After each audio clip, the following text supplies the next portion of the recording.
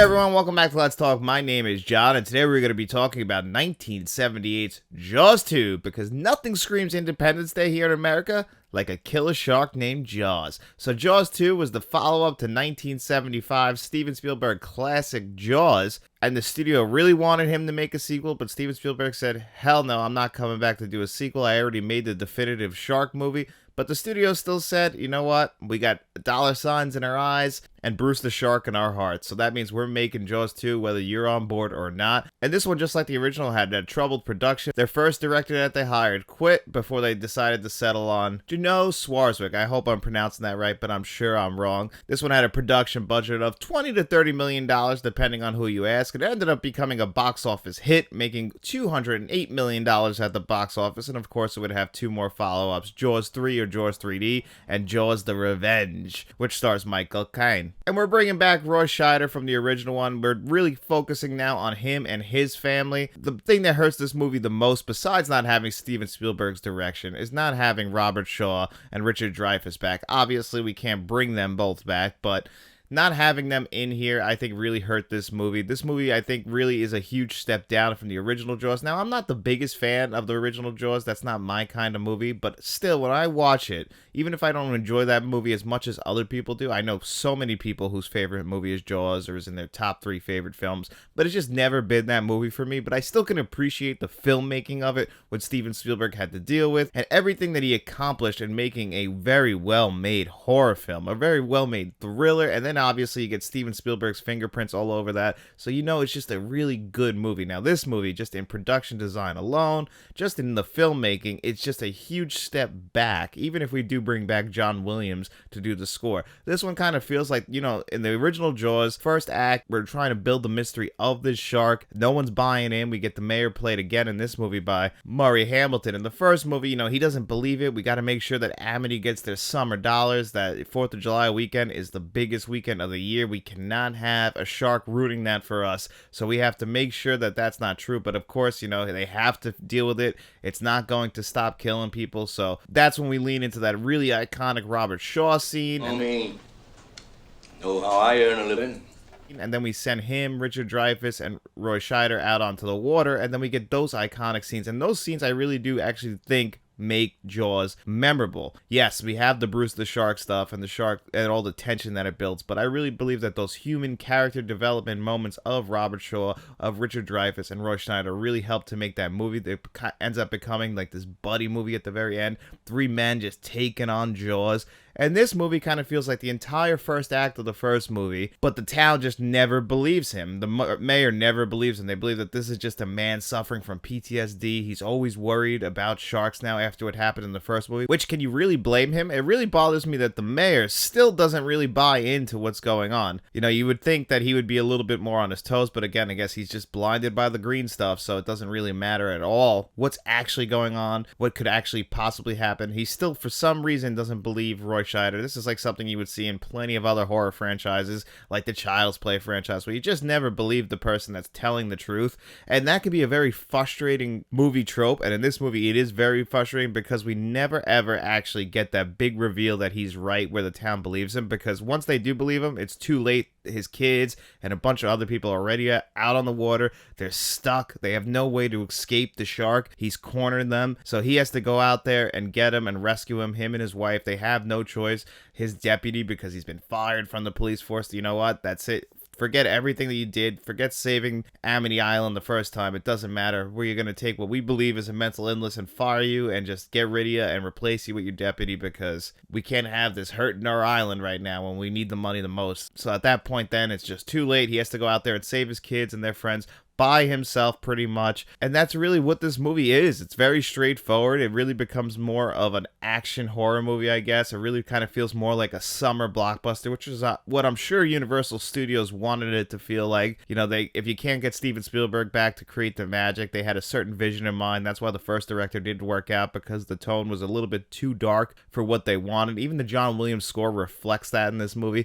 It's a lot more lighthearted and fun. And we actually get a couple montages in here with a very lighthearted, fun theme that we kind of in between transitions, which I really don't feel like work in this movie, but it is very 70s. That's something you would see in a lot of 70s movie. For a movie that's 2 hours long, you easily could have cut that out. There's a lot of stuff in this movie that you could have cut out where they were really trying to, I feel like, put a lot of filler in this movie because the movie itself is just so straightforward. You didn't need all of that. So they're trying to like fill the holes with these montages, setting up like what the beach environment is. I just don't think that worked in this movie. Now, this movie is not an out and out failure because there are some good stuff in this movie. I actually really do enjoy the effects with the shark, even though the shark ends up getting burnt like Freddy Krueger, and then the rest of the movie we get to see that burn on him, which I actually thought was pretty cool. And especially since we see more of the shark in this movie, even if it is very cheesy, and in the first movie they did the genius idea, if the shark wasn't working, let's hide the shark. In this movie, since everyone had already seen the shark, they tried to show more of the shark, and it works, I think, for the most part. I actually do enjoy those sequences, and I enjoyed the shark getting its comeuppance, especially,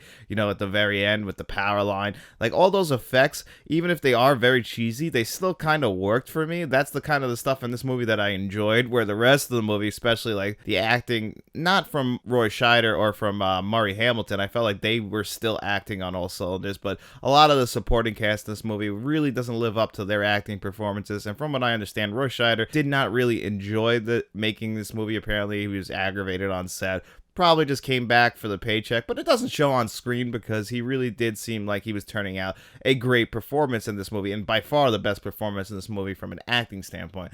And from a cinematography standpoint, it's still pretty good as well, so it's not an out-and-out failure. It feels like exactly what you would expect a sequel to one of the most famous films to feel like in the 1970s. Look at Planet of the Apes. You know, these are kind of like what sequels are. They never live up to the originals. It really wasn't until we got to the Star Wars sequels and the sequels in the 1980s, like Indiana Jones, which is Steven Spielberg himself, that we really started to get the sequel formula correct. But back in the 1970s, this is exactly what you would expect from a Jaws sequel. It's nothing special in my opinion. I know it has its fans, but for me, this is a huge step down from the original one, which is a film that I already don't enjoy that much. So for me, Jaws 2 is one that if you're a fan of it, I can appreciate that, but if you're not, I don't think this is going to be anything that's going to change your mind. But before we dive into the 4K Blu-ray review, if you enjoy movie reviews, 4K Blu-ray reviews, lists, and podcasts, we try to do them all here on the channel, and nothing helps this channel out more than by just simply liking this video, subscribing to the channel, and then just going out and telling your friends about us to spread the word about Let's Talk Entertainment and Media. We try to do new 4K Blu-ray reviews every single week, new films and theater reviews every single week. We get 2 podcasts, so there's plenty on the channel for you to like, and if you do like this channel, just simply spreading the word really does help us out. So now let's dive into this 4K Blu-ray review. And I know what a shark looks like because I've seen one up close. And you better do something about this one because I don't intend to go through that hell again. So back in 2020, Jaws was released on 4K from Universal Studios. I got this really nice collector's edition with the lenticular lens cover. It's a beautiful set. You get a booklet in there. This is the definitive edition of Jaws. It was a huge upgrade over the previous Blu-ray. Many Jaws fans were happy at the time, put it on the best of the year list from 2020.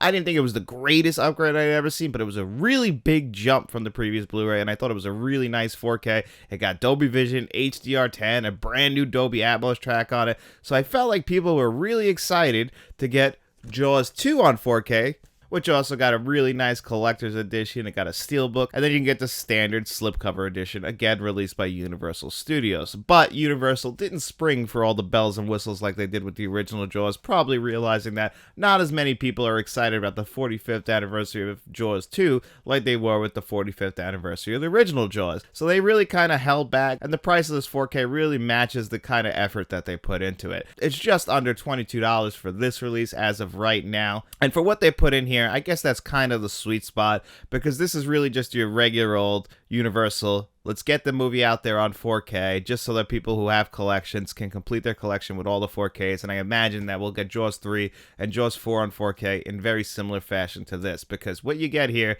is pretty damn bare bones, if I'm being honest. You get the slipcover. When you pull it off, you get the same artwork underneath. When you open it up, you get, I believe, the 2016 Blu-ray and the new 4K Blu-ray, which is from a previous 4K scan, so it's not a new scan. I'm not too sure. I was trying to find out when the scan was actually done, but when I was comparing the Blu-ray and the 4K, it really isn't a big jump from that Blu-ray to the 4K. The Blu-ray is actually pretty solid. Now, visually, all we get is HDR10. We don't get Dolby Vision, so I don't know if that hurt it at all, but when I was comparing the Blu-ray to the 4K and just the HDR10, yes, the 4K is noticeably brighter, the resolution is increased, but not throughout the entire film. There are some scenes, especially the scenes underwater early in the movie, that look grainy and they look a little bit muddy, but that's all the same on the Blu-ray. So the same scenes that kind of struggled on the Blu-ray are the exact same scenes that struggle on the 4K. I guess that's a source material issue where they just can't clean it up the film enough, because there are certain scenes on this 4K that look absolutely gorgeous. The town hall scene and the interiors with that, the way that scene is lit, that all looks great, which makes the most sense. That's the most controlled environment, whereas some of the stuff outside, that's where the scenes all kind of look the roughest when they have those scenes. But that's not throughout the entire 4K, because the 4K in general is still an upgrade over the Blu-ray. It's still a very good looking 4K. It's just there might be some scenes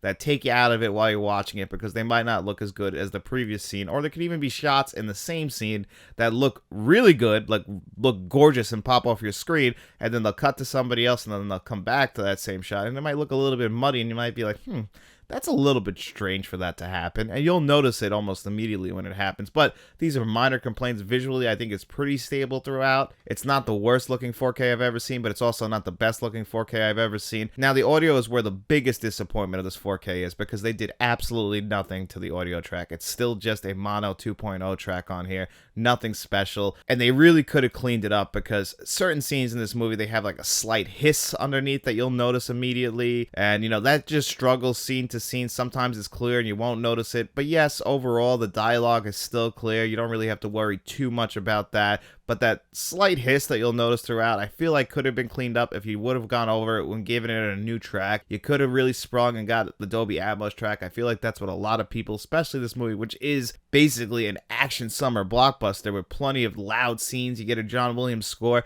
It works so well on the first Jaws 4K. You would think that they would have done that for this one, but I really feel like this illustrates how Universal feels about this Jaws 2 4K. They probably don't see the dollar signs, just like the mayor of Amity Island and everybody else there doesn't see the dollar signs if there's a shark on their island. So they don't feel like they needed to invest as much time and money into this 4K as they did with the original Jaws, and I really do think that reflects on the disc. And it's really funny when you get to the extras. I was reading some press releases and some websites pointing out like, oh, Jaws 2 coming to 4K, and of course it's loaded with extras. The big shining star is the 46-minute making of documentary. That's the exact same making of documentary that's on the previous Blu-ray, and I think it's the same one that was on the previous DVD. It looks like it was ripped right from a DVD. It's a very old making of documentary for Jaws 2 that's on the Blu-ray and it's on the 4K. Actually, all the extras that are on the Blu-ray are on the 4K, so if they didn't include the Blu-ray, which I appreciate they did, there's nothing different as far as the extras. They're the exact same thing on both of them, and they're just old extras. There is nothing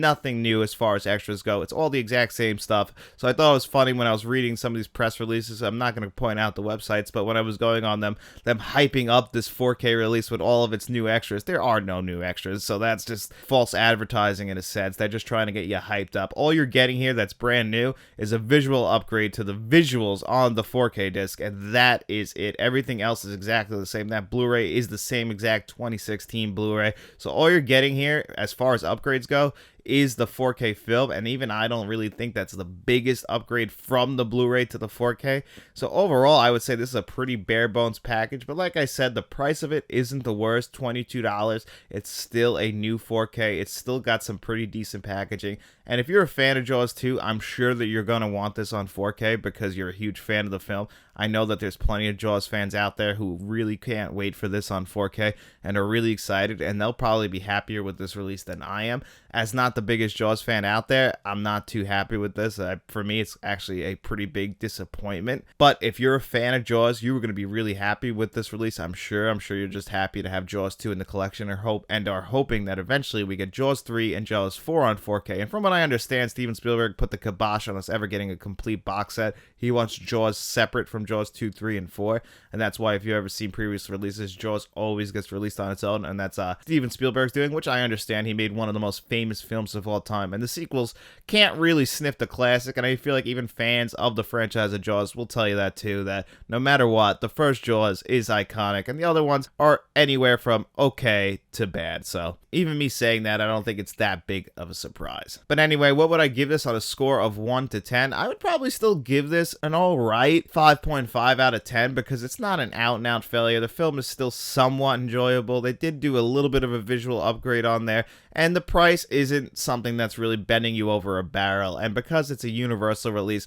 I'm sure eventually this will drop in price in the $15 range, which would be the perfect price for this, just to have something in your collection. And that's really what this release is for the collectors and for people who want to own Jaws 2 on 4K. If you own the previous Blu-ray, you might be a little disappointed when you grab this, so you might have to just wait for a sale in that sense. But if you're a huge Jaws fan, you buy this on 4K, I can't imagine you being too disappointed. Just be aware of what you're getting in this package. It's not too much. It's really not really catering to the collector. It's just really, let's get this out there. Get it out there for the fans of the film so that they have it on 4K. And I can appreciate that in a sense, but I can't hide my disappointment for what they did with this. But it's also pretty much what I expected them to do with this, if that makes any sense. And guys, if you are a fan of Jaws 2, me and Shamrock Balls, aka David, are going to be doing a podcast on this, not this Thursday. This Thursday is going to be The Man with the Golden Gun, but next Thursday we're going to be diving into Jaws 2, and we'll probably be talking about Jaws because Shamrock Balls, his favorite film of all time, is Jaws, so we're going to be talking about that because he has a lot of stuff he wants to discuss about Jaws, Jaws 2, all the behind-the-scenes stuff, so we're going to be diving in headfirst into both of those movies on next week's show, so make sure you're subscribed for that, and just make sure you're subscribed to the channel in general because we do new videos, dailies, shorts, live shows, podcasts. We try and do it all here on the channels, and it all revolves around movies, collecting movies, physical media, 4K Blu-rays. We try to do them all here on the channel, so it really helps the channel out. If you just like this video, subscribe to the channel, and then just going out and telling your friends about us. We'll be seeing you around.